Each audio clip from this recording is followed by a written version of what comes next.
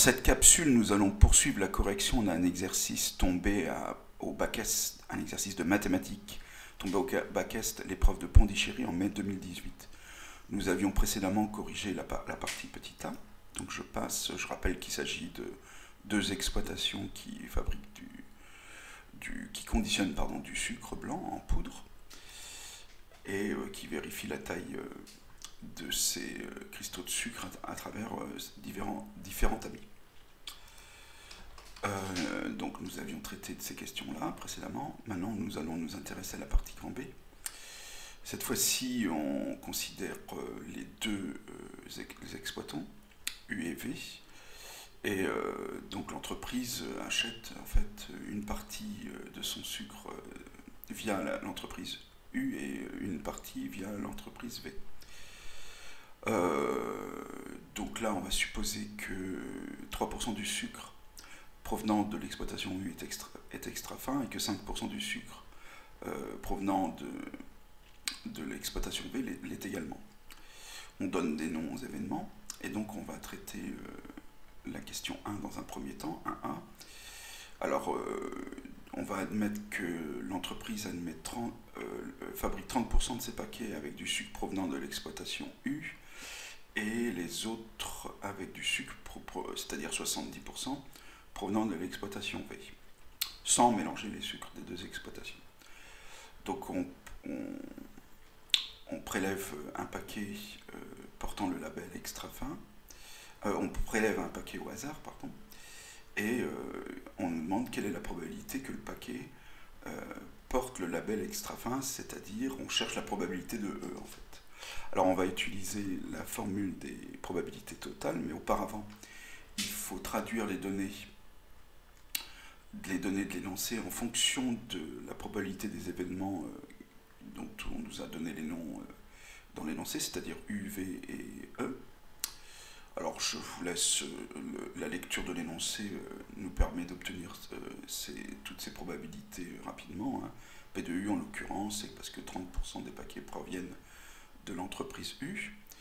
Alors comme U et V forment une partition de l'univers, on vient soit de U soit de V et il n'y a pas de mélange, on peut utiliser la formule des probabilités totales, c'est-à-dire ça appliqué à E. P de E égale P de E inter U plus P de E inter V. On utilise les probabilités conditionnelles, puisque nous avons dans l'énoncé à notre disposition des probabilités conditionnelles, celles qui sont liées au fait que les 3% et 5% du début de l'énoncé par rapport au sucre extra fin. Voilà, ça c'est que des données que nous possédons, que nous avons en notre possession, donc il suffit de faire l'application numérique et on trouve 0,044. Je reviens sur l'énoncé. Le petit b, c'est une probabilité conditionnelle. Il n'y a pas l'ombre d'une ambiguïté dans cette question-là, contrairement à certaines autres fois.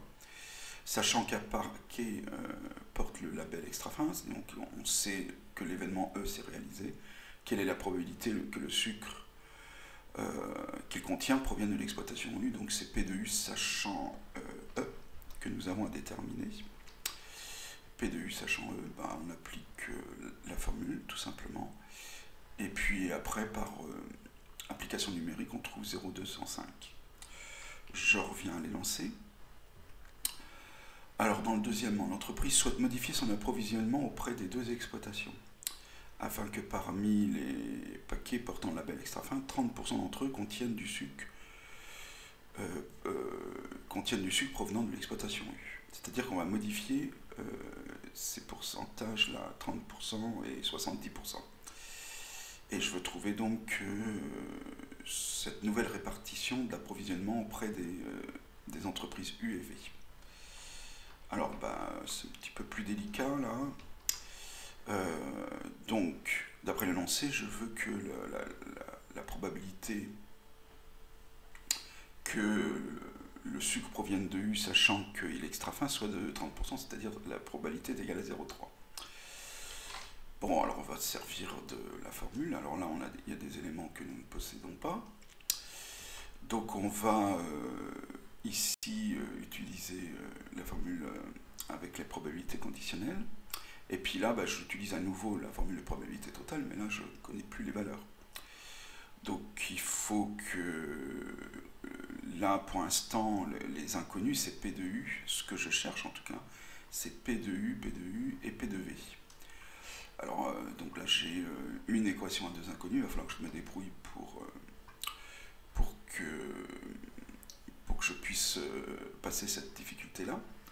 Donc, bon, je remplace les probabilités que je connais, je remplace ces probabilités par leur valeur numérique. Et donc là, je me retrouve bien avec des équations à 2 inconnus. Alors, puisque P de U apparaît 2 fois, puis que la fraction m'embarrasse un peu, je vais effectuer le produit en croix.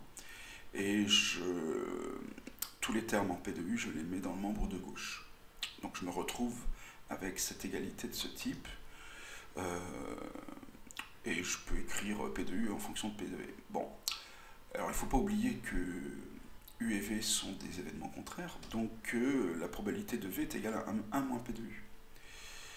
Ce qui fait que finalement, je me retrouve enfin avec une équation du premier degré, enfin du premier degré, certes, mais à une seule inconnue. Voilà, donc je n'ai plus qu'à résoudre cette équation, ce qui se fait normalement relativement facilement. Et donc là, je vais avoir P de U égale 5/12. Ça fait donc 0,417, donc il faut que on s'approvisionne à hauteur de 41,7% de l'entreprise U et de le reste, c'est-à-dire 58,3% de l'entreprise V. Voilà, ceci achève la correction de la première partie la correction du parti B, excusez-moi. Je vous remercie de l'avoir suivi et je vous dis à très bientôt.